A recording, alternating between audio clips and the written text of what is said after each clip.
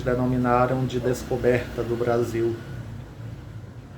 Nós preferimos chamar de um processo de invasão de terras com objetivos puramente econômicos, de extrair daqui toda a nossa riqueza natural. Pois bem, essa invasão, ela resultou em quase o extermínio dos povos nativos que residiam no Brasil. E foi uma luta desigual de uma cultura num estágio bem mais avançado, em que se encontrava o europeu, com a cultura dos nativos, onde a arma ainda era a flecha. Daí se entender por que houve essa massificação, essa destruição de tantas vidas no nosso território. E diz o Soares Moreno, que veio habitar o Ceará em 1612, que nós tínhamos aqui no estado do Ceará em torno de 150 mil nativos distribuídos em mais ou menos 24 comunidades nativas. É bom a gente colocar essa questão enquanto estimativa, porque na realidade a precariedade de acesso, de dados por aquelas épocas era bem difícil, né? O próprio contato do homem europeu com o nativo foi difícil. Então, 150 mil habitantes é, na realidade, uma estimativa feita pelo governo de Martim Soares Moreno. E é bom colocarmos inicialmente, quando se trata de trabalhar esta temática povos nativos do Ceará, é bem complicado dado a escassez de informações escritas que tratem da questão.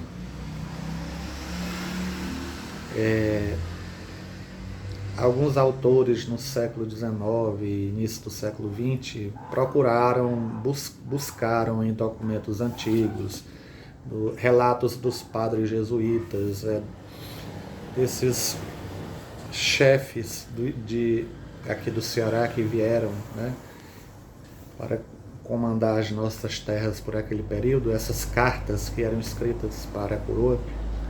Então eles vasculharam parte desses documentos e encontraram informações que na atualidade nos são fundamentais para que a gente possa compreender um pouco a temática relacionada aos povos nativos do Ceará. Então o acervo realmente é bastante limitado. Quando a gente está no interior, no caso aqui como Itapipoca, as dificuldades aumentam muito mais, né? Porque a gente tem que se deslocar para Fortaleza, buscar nos órgãos relacionados a alguns documentos. Livros são poucos, né? Já não mais comercializados. Então tudo isso dificulta muito a nossa compreensão. O Carlos Studat, que é um autor cearense que trabalhou o tema, ele relacionou as nossas comunidades nativas em 6 grupos. 5 desses grupos ele separou de acordo com a língua falada na época. E um 6º grupo ele deixou à parte porque eram línguas diferentes e não estavam agrupadas dentro dos 5 grupos que ele conseguiu fazer a junção. O próprio Carlos Studat, ele coloca uma questão interessante com relação aos nossos nativos aqui do Ceará. O fato de a língua que o português se aproximou para ter uma compreensão da vida nativa e seus costumes, suas crenças, seus modos de vida, foi a língua tupi. Porém, aqui no Ceará, a grande maioria da população nativa era tapuia. Apenas na região da Ibiapaba que tinha as comunidades tupi. O litoral, a região sertaneja eram os tapuias. E curioso é que, para o europeu, as denominações aconteceram com esta língua que eles se aproximaram, a língua tupi. Quando, na realidade, a grande massa de nativos era tapuia. Então, nós precisamos ter uma atenção especial quando a gente diz que um nome de um município, como o nosso, por exemplo, Itapipoca, vem de origem tupi. Né? Nós não tínhamos nativos desta nação tupi aqui no nosso município. Na realidade, nós tínhamos duas comunidades nativas, que eram os Anassés e os Jaguaruanas, todas duas congregadas dentro da nação tapuia. Então, quando afirmamos que Itapipoca vem do tupi, precisamos refletir mais acerca dessa afirmação para termos uma compreensão mais precisa. É preciso pesquisar, né? É necessário pesquisar bastante para se concluir essa questão. Mas aqui em Itapipoca, né, que é o objetivo da nossa temática de hoje, trabalharmos com essas duas comunidades que eu acabei de citar, os Anassés e os Jaguaruanas. Eram os povos que estavam dentro do território que viria compor o município da Vila da Imperatriz, que em 1889, por conta da proclamação da República, perdeu seu nome de origem e passou então a se chamar Itapipoca. Inicialmente, precisamos entender que ao falarmos da Itapipoca do passado, nós estamos falando de todas as terras que ao leste fazem fronteira com o rio Curu, e a leste a limitação era o rio Aracatimirim, que hoje está dentro do município de Amontada, que é um município filho da Itapipoca. Pois bem, a nossa região geográfica do século XVII compreendia todo esse grande território. E aqui tinha presente estas duas comunidades. Embora a oficialidade coloque que os Tremembés estavam no rio Acaraú, às margens do rio Acaraú, alguns documentos antigos que nós temos tido acesso têm nos inquietado quanto a essa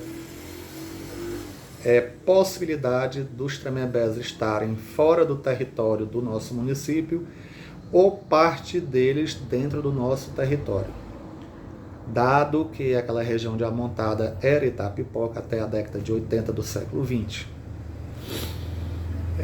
Curiosamente, a gente entende e tenta buscar essa compreensão porque de fato, a gente tem tido essa inquietação, né, quanto à presença ou não de Tremembés, da comunidade Tremembés dentro do nosso território. Há uma possibilidade acentuada de que eles estivessem também dentro do nosso território, dado que, por aquelas épocas da chegada do europeu, as limitações deixam muito dúvidas no presente, porque eles usavam um rio para mencionar uma limitação dentro de uma região, né? Quando eles fazem menção às ribeiras do rio Acaraú, não implica dizer necessariamente, na nossa compreensão, que aqueles povos estivessem do nosso território para baixo, né? Mas é possível sim que eles estivessem dentro do nosso território. Fato do aldeamento deles ter acontecido em Almofala não descarta também essa possibilidade. Mas, repito, é algo que nós estamos começando a buscar, né, elementos que possam dizer sim ou não. Num futuro bem próximo, quem sabe a gente possa ter esta afirmação mais precisa. Pois bem, mas vamos nos voltar aqui a nossa atenção para as nossas duas comunidades, das quais já nos referimos, Anassés e Jaguaruanas. Em 1682, nós vamos encontrar a oficialidade de posse de terras em nosso território para portugueses. Em torno de 24 sesmeiros distribuídos em uma média de 50 léguas de terra. É de bom alvitre colocarmos que a oficialidade de uma concessão de terra por aquelas épocas não implica afirmar que esse europeu tenha chegado aqui somente naquela data. Mas ele chegou antes, se estabeleceu, criou sua fazenda e aí requereu da coroa portuguesa a posse oficial da terra numa sesmaria que fora concedida em 1682. Era a prática comum dos séculos da nossa colonização. 1682, a oficialidade das primeiras sesmarias em nosso território. Em 1694, 12 anos depois, Fernão Carrilho, ele aldeou as nossas duas comunidades nativas entre a região de Caucaia e Fortaleza, num forte próximos ao forte chamado Nossa Senhora da Assunção. Isso implica dizer que em 1694 as nossas duas comunidades já tinham passado por um processo de luta pela permanência na terra e de expulsão dos portugueses, o que não conseguiu. Então, à força foram retiradas do seu torrão natal, em 1694, e foram levados para o aldeamento de Nossa Senhora da Assunção. Quanto aos Jaguaruanas, nós não temos informações no momento se houve algum retorno deles para dentro da região, que era comum eles fugirem dos aldeamentos e voltarem para suas terras de origem. E nem sabemos o final que foi dado àquela comunidade nativa.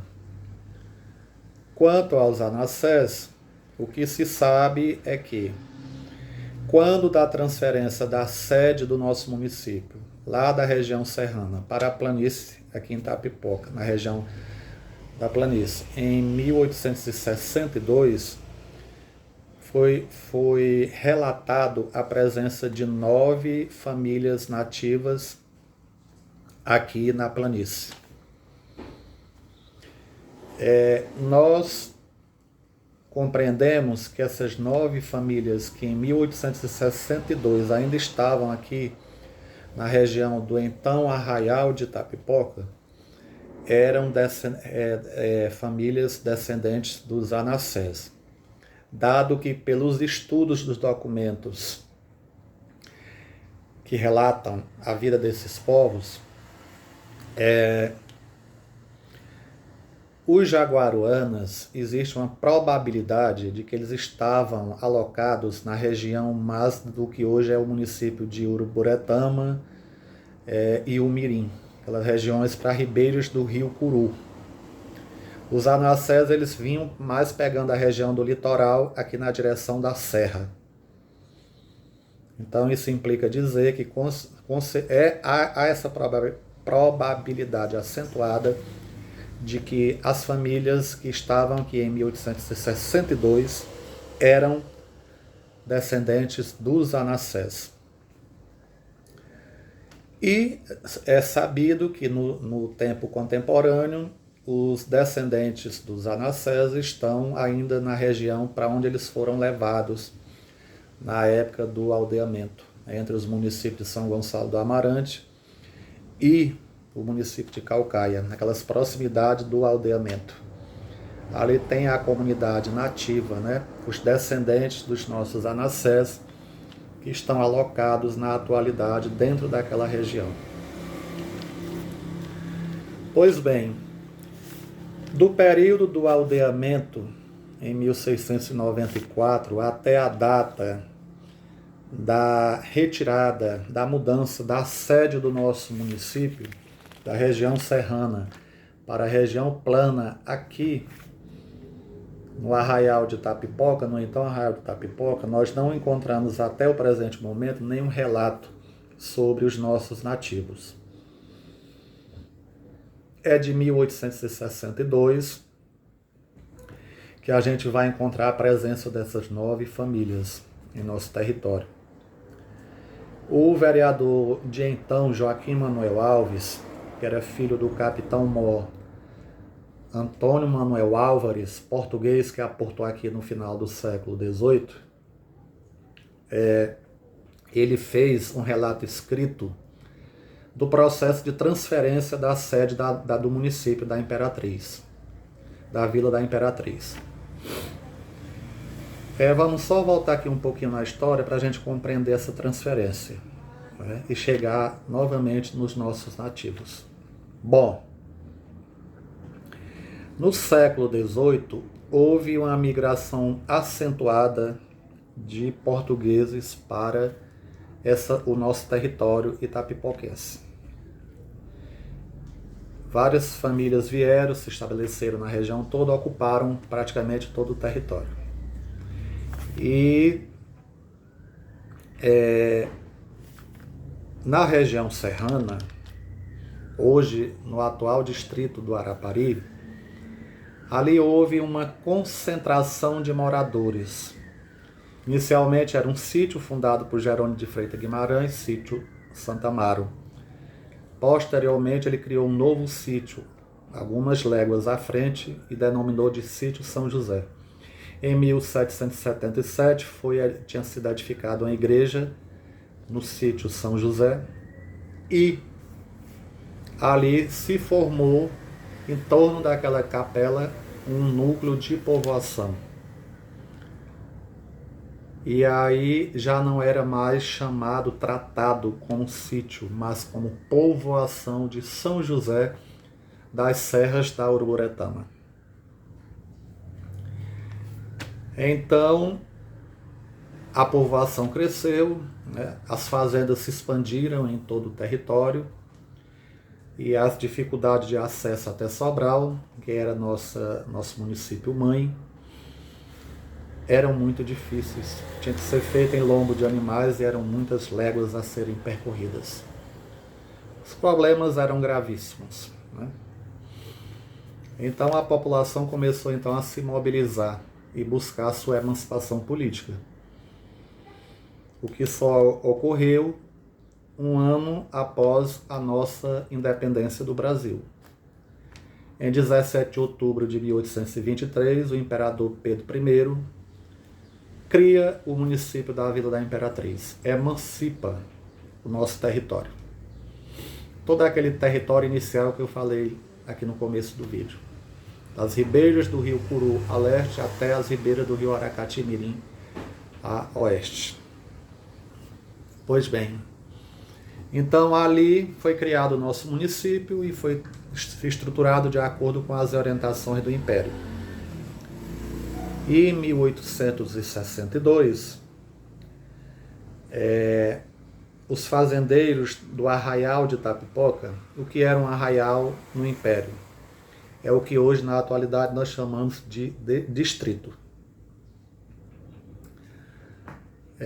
O nosso Arraial de Itapipoca ficava na planície.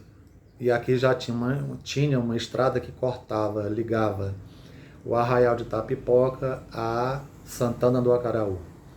Uma estrada que levava ao Porto do Mundaú, onde a nossa produção embarcava para Fortaleza. E desembarcava então produtos vindo para dentro do nosso município. Então tinha a perspectiva de a construção de uma grande estrada que ligasse Itapipoca a Fortaleza e Sobral.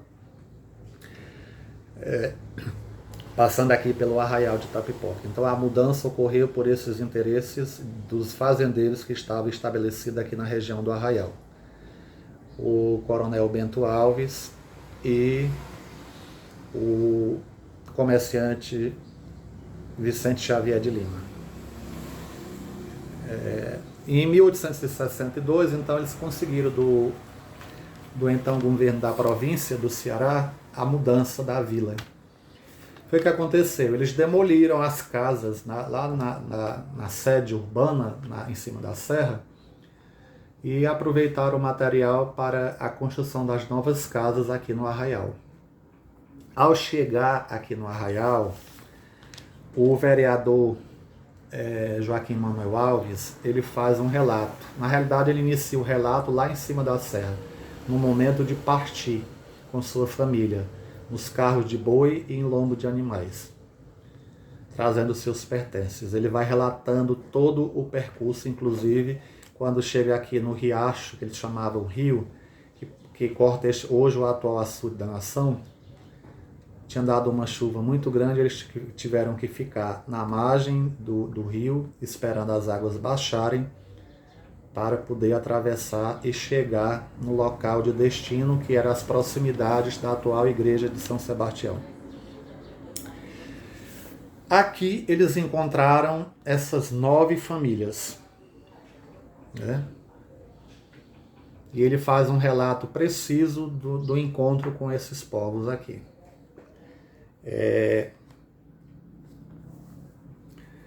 Um total de 36 pessoas estavam estabelecidas exatamente nas proximidades daquele riacho que separa hoje o município o bairro de Boa Vista e o bairro Sanharão.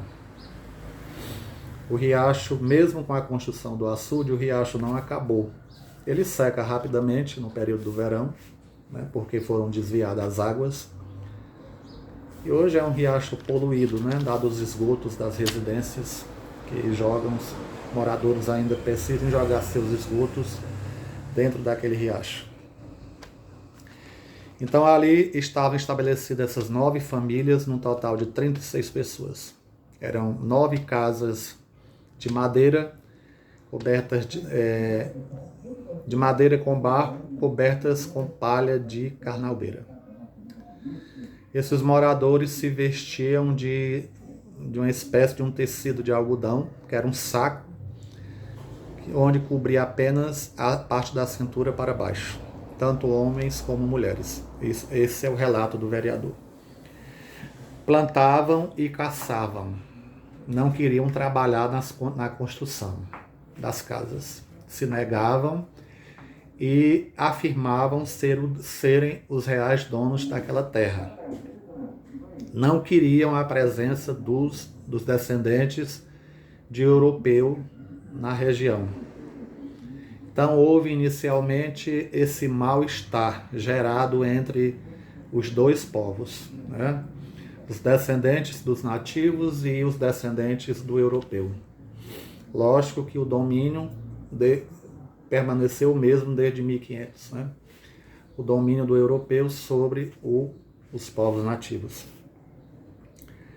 E aí o Joaquim Manuel Alves, ele vai relatar, né? Isso nós colocamos no nosso livro, onde lançamos o livro com a genealogia da família Alves e Cordeiro, aqui de Itapipoca. Nós colocamos no nosso livro esse relato do pensamento dele a respeito dessas famílias nativas. Ele diz o seguinte: se revoltam com a construção das casas, não as querem por aqui, e nós, os verdadeiros donos das terras, segundo o direito de herança e por força das leis imperiais, que constrói toda a nação brasileira, parece que vamos ter que os retirar de nossa convivência se decidirem não se conformar com o que tão generosamente os herdeiros das terras teimam em lhes ceder. Mas, infelizmente, no relato ele esqueceu de mencionar o que eles estavam oferecendo àqueles povos. Se era a permanência naquele trecho, no local onde eles estavam, ou se era a retirada para um local um pouco mais distante. Infelizmente, o vereador esqueceu de mencionar o acordo que eles propunham para as 9 famílias. Parece que os índios de Itapipoca não reconhecem as leis que garantem o bom convívio entre cristãos. E como tem acontecido há séculos, vão terminar tendo que enfrentar o destino que foi de seus antepassados, caminhar feito um nômade de um lugar em lugar, até o dia de morrer, ou enfrentar a morte diante das armas dos que fazem as leis. É o relato de um descendente de um europeu. É o pensamento de um descendente de um europeu. Chega a afirmar que eles são os verdadeiros donos da terra por direito de lei concedida pela coroa portuguesa, hoje pelo Império, né? Mantida pelo Império Brasileiro. Quando na realidade era o contrário, né? Mas a lei do mais forte sempre predominou, principalmente no tocante a essas questões de terras dos nativos, né? Lamentavelmente. Ele chega a dizer que uma chance está sendo dada a essas 9 famílias, mas não menciona qual é a chance. É a história do acordo, né? Então, o que é sabido é que essas 9 famílias aqui estavam, com certeza aqui permaneceram, quer no localzinho onde eles estavam, ali próximos da atual sede de crédito, do restaurante popular, daquela caixa d'água. Inclusive o cercado de madeira que eles mencionavam, onde estavam sepultados os mortos dos nativos, era exatamente, segundo os memoristas mais antigos de Itapipoca, aquele local onde está na atualidade a caixa d'água da CAGES.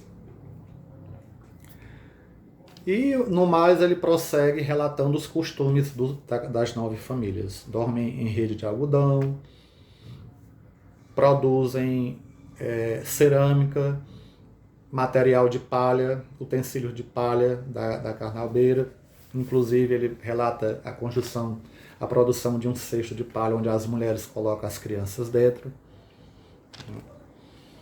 É um relato bom, mas ao mesmo tempo preocupante, porque não se colocou, né, enfim, o que aconteceu com esses descendentes dos nativos, nem tampouco qual era a sua comunidade de origem. Ele chega a dizer que não sabe qual era a comunidade nativa que os descendentes ali, os moradores, pertenciam. Mas, como já afirmamos, pelos nossos estudos, com certeza essas famílias eram remanescentes descendentes dos nossos anassés aqui de Itapipoca. Então vamos encerrando este nosso primeiro momento por aqui, né? Espero ter contribuído de alguma forma para as pesquisas de vocês, incentivo também a pesquisar a temática e pedir, né, que deixe o seu joinha no nosso canal, né, no nosso vídeo, inscreva-se no nosso canal, compartilhe o nosso canal, divulgue o nosso canal com seus colegas professores, com o seu alunado, né? Devagarinho a gente vai construindo a história do nosso município, desde os primórdios, né, até a atualidade. Então, um grande abraço a todos.